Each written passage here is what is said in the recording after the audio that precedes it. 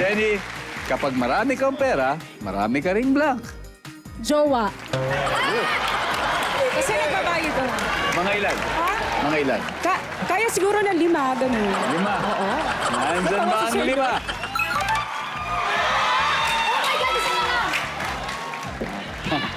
Miss Isay, sabi nila pag marami kang pera, marami ka ring... Anak sa labas.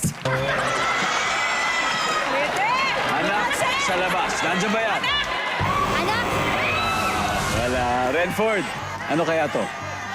Sabi nila, pag marami kang pera, marami ka ring blank. Marami ka ring problema. Mikey, Marami kang problema. David, Problema. same.